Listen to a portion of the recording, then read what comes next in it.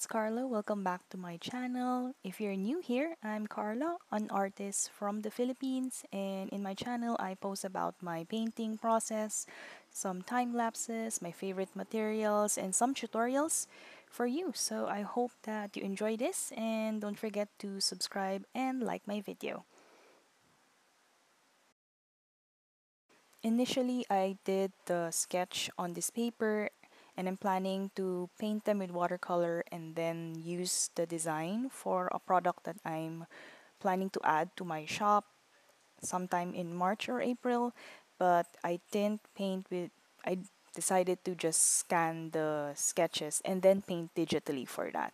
But then since I already sketched the florals on this paper, I didn't want to make it go to waste. So that's why I'm filming this video and actually doing the watercolor for it. So it's actually more relaxing now because I'm just painting for fun, to calm down and to relax. So it's not something that I'm planning to use anymore for that product that I'm um, putting out. So this is just me relaxing by painting with watercolor. I used to use big brushes or medium-sized brushes on my work, and then I was one of those that I couldn't understand how to use or how people can use really small brushes before because it's very difficult to, I guess, fill up the area that you're supposed to color. But here I am now. I love small brushes, especially those that are pointy and long, so that I can really paint the details of my work. So I guess I'm more detailed now compared to how I paint before. So right now I'm using these two brushes from the same supplier. I'll put the brand in the description box. So one of the brush, the bigger one, is called a Quill Brush, and it actually looks like it's for calligraphy, but it's basically a round brush that can fill up a lot of area. It's synthetic brush. The the w- the brush hair can soak up a lot of water, so that's really good when you're trying to do like wet on wet for your painting. And then this small brush, I only recently used them. I i kept a lot of these brushes. They were sent to me as a gift and for me to try out, and the first one that I tried out was a quill brush, and then I decided to why not try the very very small brush, and it actually is so super nice to use, very easy to soak up the water, and at the same time it's always pointing. So I find that it's very enjoyable to use the quill brush as well as the detail brush. For my painting process with watercolor, it remained the same. I still start with the base layer, which is a very light um, coat of paint. So I use the quill brush to um, make of the first layer, and this is where I do my wet on wet, combining different colors that I want for my watercolor. So this is the time that I experiment with combining colors, and then I have to wait for this layer to dry before I have to go in and either do another layer if I'm not satisfied with how the first layer looks like, or I will already start with adding the details using the smaller brush. I use a combination of alizarin crimson and orange or yellow ochre in this first layer for the flower. And I'm now going to wait for it to dry.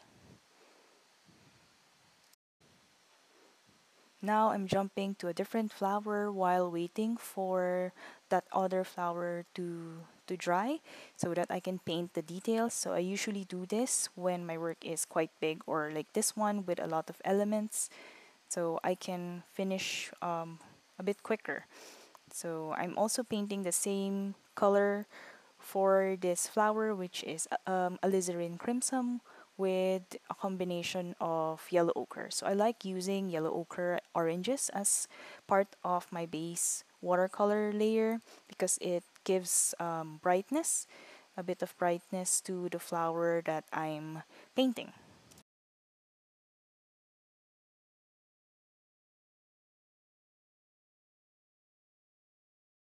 Some of my favorite watercolor brands are Holbein, Winsor Newton Professional, Sennelier, and I've also tried Sminka. So those are the brands that I will recommend to others if you're asking me what kind of watercolor you would like to start with. But of course, if you are with a budget, there are also a lot of budget-friendly watercolor brands that you can try, like Prang. Prang is a good brand. Himi Mia also has a good pigment when it comes to their watercolor brand. So you don't have to start with something that's very, very expensive. Only when you're confident in your skill and you would like to upgrade, then you can slowly build your palette by purchasing selected colors that you would really like to add to your collection. As you can see here, the base layer has already dried and I'm now working on the details for this flower using the very pointy and small brush. I'm mostly using burnt umber to add some earthy textures to this flower. So I like using that one. Burnt umber is a good, I guess, neutral color for me to add to flowers. Going for a more pink base color for this flower, I'm using one of my favorite color and brand. It's the Sennelier Rose Madder. This is something that I've always loved to have in my palette, and I think I've already consumed like 2 or 3 tubes of rose madder from Sennelier. So they have a different um, rose madder shade for other brands, but I think it's the Sennelier that I really, really like. The vibrancy and the softness of the pink, especially if you dilute it with water. And I've also added a bit of yellow ochre again in order to amp up the brightness of the flower. So here, I'm already adding the details. Now looking at the video, I should have waited for the base paint to dry a bit more before I went in and did all the detail. As you can see, some of them are still bleeding. I would have achieved, I guess, better output if I waited a bit more, but you know, impatience. I guess that's something we all struggled with. I'm now using the quill brush again to add the leaf. And there you have it. This is what I've done so far for the first day of painting. I think it took around like 3 hours for me to do this. I'm going to take a rest and pause and come back to this painting another day. Alright, this is the second day of painting these florals, and I think I'm going to finish this already today. It might take longer than 3 hours to do this.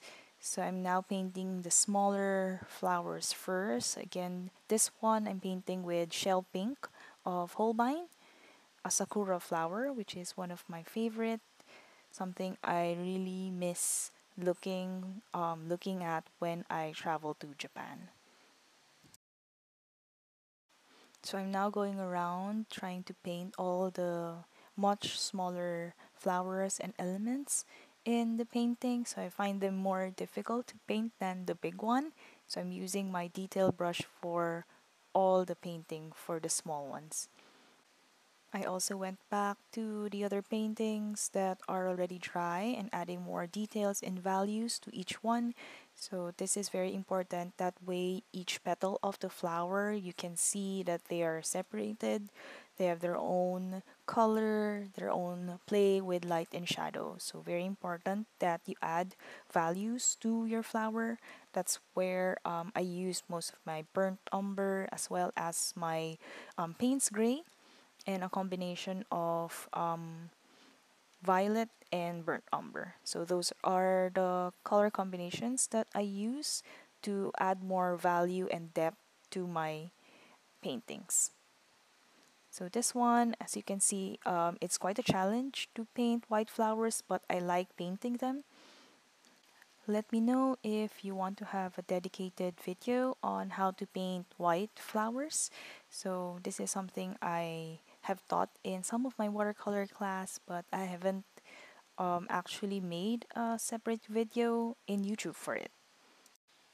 There's still more flowers to go, so I'm going to add some music here, and I hope that you enjoy watching me paint the rest of the flowers in order to complete this watercolor painting.